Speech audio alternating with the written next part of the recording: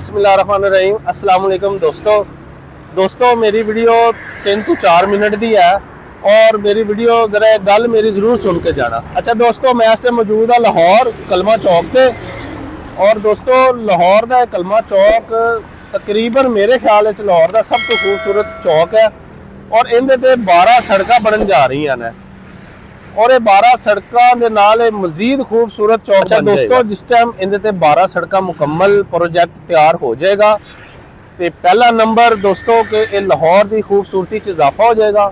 दूसरा नंबर ये मुकम्मल सिग्नल फ्री हो जाएगा। लाहौर की आबादी जिस हिसाब नाल वध रही है, ज़्यादा ट्रैफिक भी हो चुकी है लाहौर की, और कलमा चौक एक वाहिद ऐसा चौक बनेगा जिहड़ा मुकम्मल सिग्नल फ्री होएगा और ज़्यादा से ज़्यादा 2 ਤੋਂ 3 सेकंड की गुजरगाह बनेगी, क्योंकि इनके 1 सेकंड वास्ते भी ट्रैफिक जाम नहीं हो सकेगी क्योंकि नक्शा ही ऐसा तैयार हो रहा है।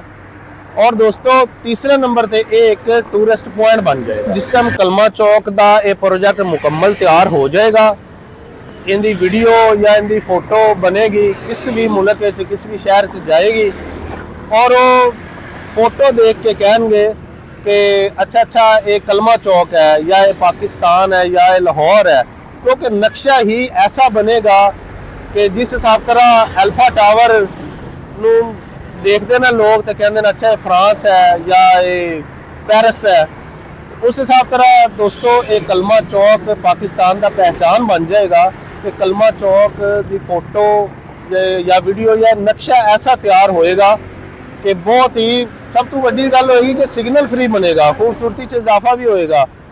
और दोस्तों मैं एक कलमा चौक तो जदों भी गुजरना मैं 15-15 मिनट खड़ा होकर नक्शा तैयार करता रहता सा। अज 2 साल मुकम्मल हो चुके हैं।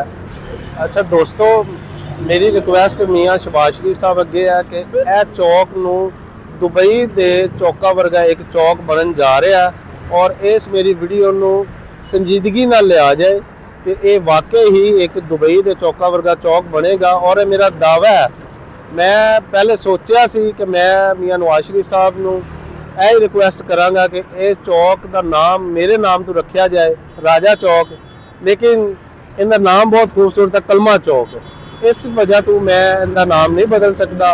लेकिन ये दुबई के चौका वर्गा एक चौक बनेगा और इंशाल्लाह एक टूरिस्ट पॉइंट बनेगा। अगर ये मेरी वीडियो मौजूदा हुकूमत तक पहुँच गई और इस चौक बन गया तो तुसी कहोगे कि वाकई ही एक चौक बनया। और मैं बहुत बड़ा दावा कर रहा कि मुकम्मल सिग्नल फ्री चौक बनेगा और इनके 12 सड़क मजीद बनने की गुंजाइश है और इंशाल्लाह ताला बनन गया।